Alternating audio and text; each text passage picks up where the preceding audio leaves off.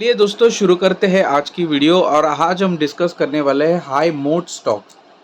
High mode stocks हम आज discuss करने वाले हैं, तो जिसके पास कॉम्पिटिटिव एडवांटेज है और कौन से ऐसे स्टॉक्स है जिसके पास हाई मोड है, वो हम ज़रा आज डिस्कस कर लेते हैं। बहुत दिनों से मैं सोच रहा था ये वीडियो बनाने का, लेकिन दोस्तों ये मोड एक्चुअली में होता क्या है। तो पहले के दिनों में कुछ कैसल्स हुआ करते थे, जो राजा महाराजों के कैसल्स हुआ करते थे, और वहाँ पर एक तरीके से कैसल्स को प्रोटेक्ट करने के लिए आजू बाजू में खड्डे गड्ढे खोदे जाते थे, और वहाँ उसमें पानी भरा जाता था उन गड्ढों में।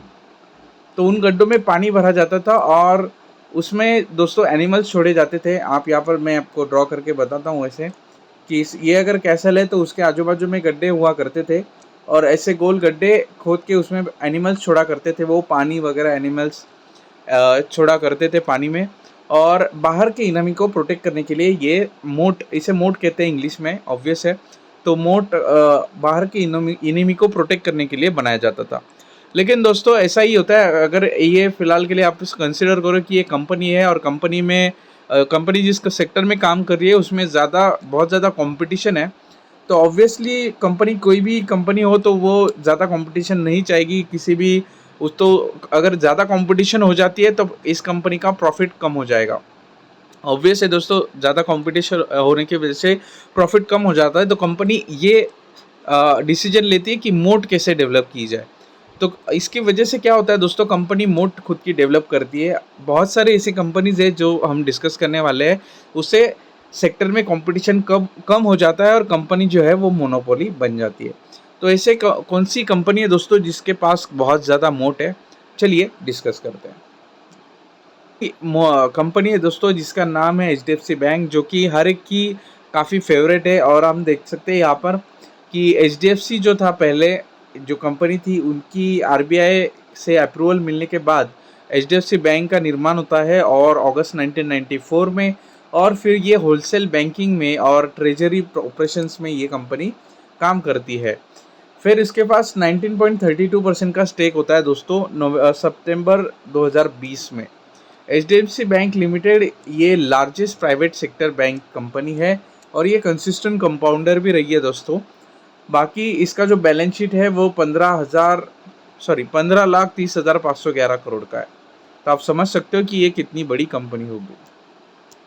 की पॉइंट्स है उसे हम डिस्कस कर लेते हैं। यहाँ पर आप देख सकते हो एचडीएफसी बैंक की जो कैपिटल एडिक्वेसी रेशियो है वो 18.8% है, जो कि ठीक ठाक है।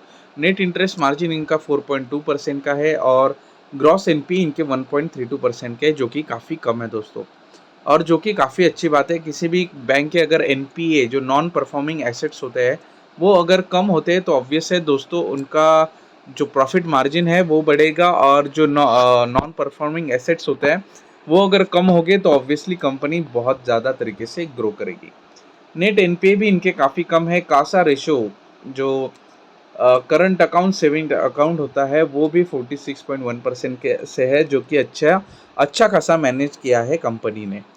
सेगमेंट रेवेन्यू हम देख सकते हैं, ट्रेजरी से आता है 12.37%, और रिटेल बैंकिंग से आता है 50% का रेवेन्यू आता है दोस्तों। होलसेल बैंकिंग 28.47%, और अदर बैंकिंग ऑपरेशंस। तो हमें थोड़ा फ़र्क हम समझ लेते हैं कि रिटेल बैंकिंग और होलसेल बैंकिंग में फ़र्क क्या होता है। रिटेल बैंकिंग ये होता है दोस्तों कि कोई भी कस्टमर अगर होम लोन के लिए अप्लाई करता है, कार लोन के लिए, तो जो बैंक जो छोटे छोटे लोन प्रोवाइड करते हैं 10, 20, 15, 20, 30, 40 लाख के, उसे हम रिटेल बैंकिंग करते हैं। होलसेल बैंकिंग जो कंपनी को कर्जा प्रोवाइड किया जाता है किसी भी बैंक से, फिर वो 1 करोड़ से ऊपर का कर्जा होता है या फिर 10 करोड़ के ऊपर का कर्जा होता है, उसे हम होलसेल बैंकिंग कहते हैं। तो सबसे ज़्यादा रेवेन्यू जो आता है वो रिटेल बैंकिंग से आता है। जो रिटेल लोन प्रोवाइड किए जाते हैं उस पर ज़्यादा फोकस है एचडीएफसी बैंक का, और इसी के वजह से जो एनपीएज है दोस्तों वो कम है एचडीएफसी बैंक के। क्योंकि अब कॉरपोरेट सेक्टर में अगर आप लेंडिंग करोगे, जो कंपनीज़ को अगर आप लेंड करोगे, तो ज़्यादा कंपनीज़ को लेंड करने की वजह से उसमें क्या होता है दोस्तों कि कई सारी कंपनीज ऐसी होती है जो लोन जो है वो कंप्लीट नहीं कर पाती, या फिर उनका बैलेंस शीट ख़राब हो जाता है, कंपनी बूट जाती है, कंपनी बैंकरप्ट हो जाती है, तो वो बैंक को लोन लौटा नहीं पाती है, और उसकी वजह से एनपीए किसी भी बैंक के बढ़ जाते हैं, और ये बैंक के फाइनेंशियल्स पे काफ़ी ज़्यादा असर करते हैं, बैलेंस शीट के ऊपर काफ़ी ज़्यादा असर करते हैं, और फिर स्टॉक मार्केट में जो है वो मंदी आ जाती है किसी भी बैंकिंग सेक्टर में और किसी भी बैंक के स्टॉक में जिसका एनपीए कम है। तो उम्मीद करता हूँ आपको होलसेल और रिटेल में थोड़ा सा कन्फ्यूजन आपका दूर हुआ होगा। अगर देखेंगे दोस्तों तो डोमेस्टिक सेगमेंट से 99% मतलब जो इंडिया से इनका रेवेन्यू आता है वो सबसे ज़्यादा है दोस्तों। इंटरनेशनल से सिर्फ 1% का रेवेन्यू आता है। सेक्टर वाइज अगर हम लोन ब्रेकअप देखेंगे तो एग्रीकल्चर से 31% का सबसे ज़्यादा रेवेन्यू आता है। सेक्टर लेंडिंग सर्विसेज से आता है 31% का 38% का। सेक्टर लेंडिंग से 16% का रेवेन्यू आता है। और पर्सनल लोन जो ये देते हैं दोस्तों, मैंने आपको बोला होम लोन और कार लोन, उससे आता है 12.45%। तो ऑब्वियस है एग्रीकल्चर से और सर्विस सेक्टर से इनको ज़्यादा लोन आता है। बिजनेस है दोस्तों, तो लीडरशिप जो है इनकी पेमेंट बिजनेस में वो काफ़ी ज़्यादा है। एचडीएफसी ये एक लीडिंग प्लेयर है, तो किसी भी कंपनी को अगर हम डिस्कस करते हैं तो वो लीडर कंपनी होनी चाहिए, इसलिए हम उसको डिस्कस करते हैं। तो every third rupees spent on cards in India happens on a HDFC bank account instrument. तो कार्ड पे जब भी कोई भी ट्रांजैक्शन होता है तो उसका जो अकाउंट होता है दोस्तों वो एचडीएफसी का होता है। उनके पास 3.21 करोड़ का डेबिट कार्ड है दोस्तों। 3.21 करोड़ के डेबिट कार्ड है और 1.45 करोड़ के क्रेडिट कार्ड है। फिर उसके बाद जो है वो 17 लाख मर्चेंट एक्सेप्टेंस पॉइंट्स है अक्रॉस इंडिया। 70 लाख है दोस्तों, ये काफ़ी बड़ा नंबर है।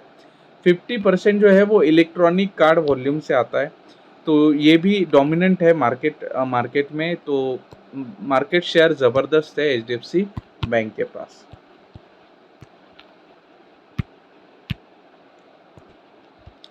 यहाँ पर हम देखेंगे कि एचडीएफसी बैंक है second largest collector of direct taxes. तो हम समझ सकते हो कि जो डायरेक्ट टैक्स होता है वो कलेक्ट किया जाता है और ये सेकेंड लार्जेस्ट प्लेयर है किसी भी सेक्टर बैंकिंग सेक्टर का।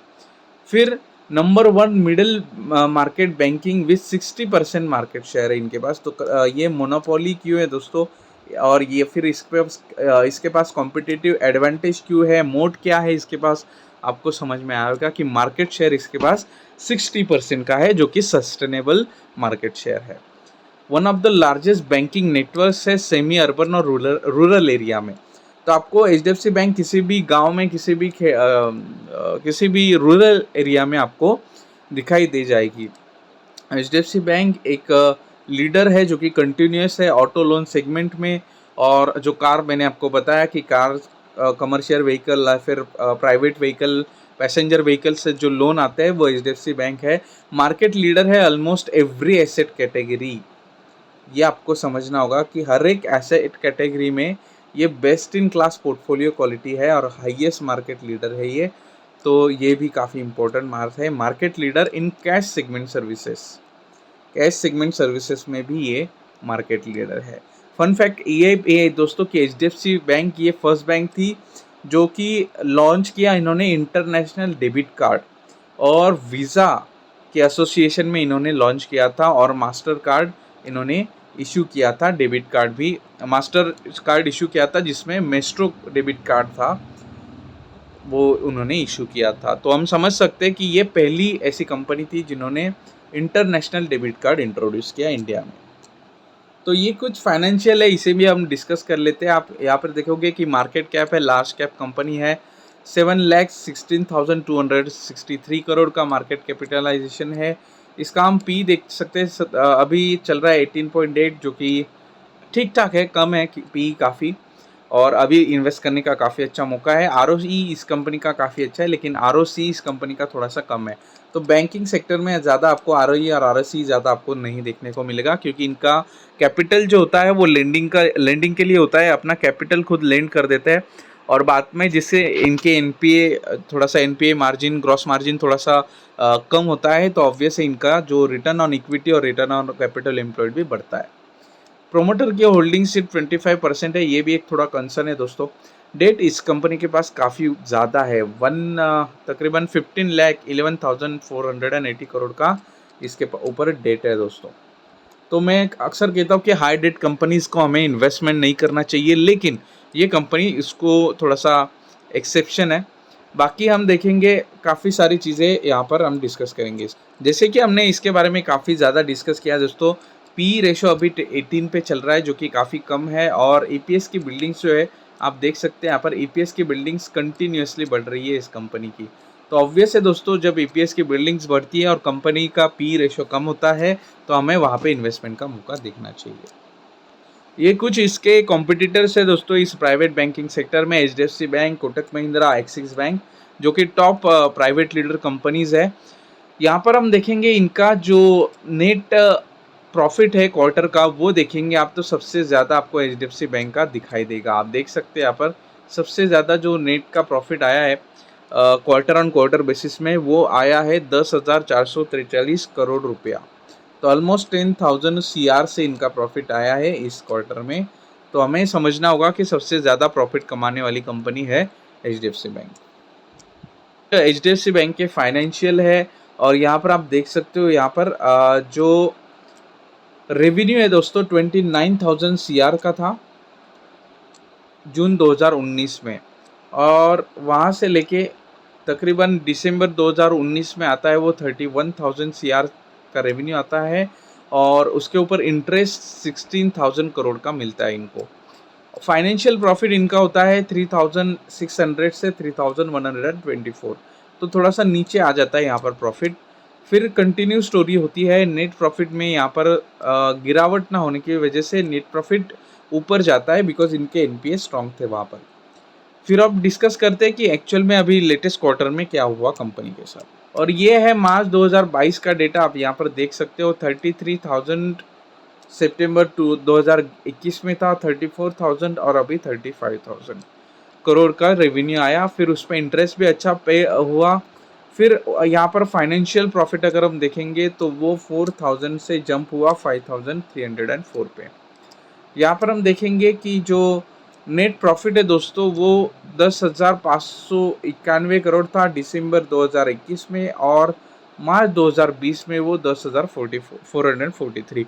तो नेट प्रॉफिट जो है इनका कम हुआ है, इसके वजह से स्टॉक में एक तरीके से एक डिप्रिसिएशन हमें दिखाई दिया है। ईपीएस इनके 16, 19 रुपीज़ और फिर 18 रुपीज़, तो ईपीएस भी थोड़ा सा गिरा हुआ है यहाँ पर।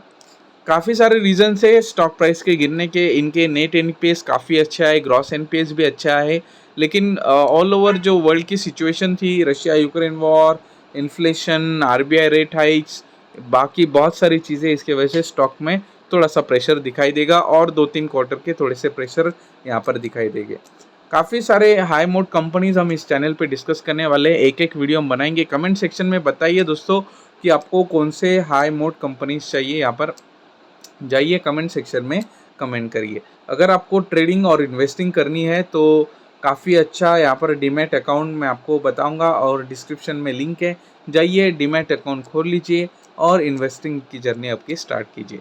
मिलते हैं दोस्तों अगले वीडियो में। होप, मैं आशा करता हूँ आपको वीडियो अच्छा लगा होगा। अगर आपको हमारा काम अच्छा लगता है तो चैनल को सब्सक्राइब करिए और वीडियो को लाइक करना मत भूलना। मिलते हैं दोस्तों अगले वीडियो में।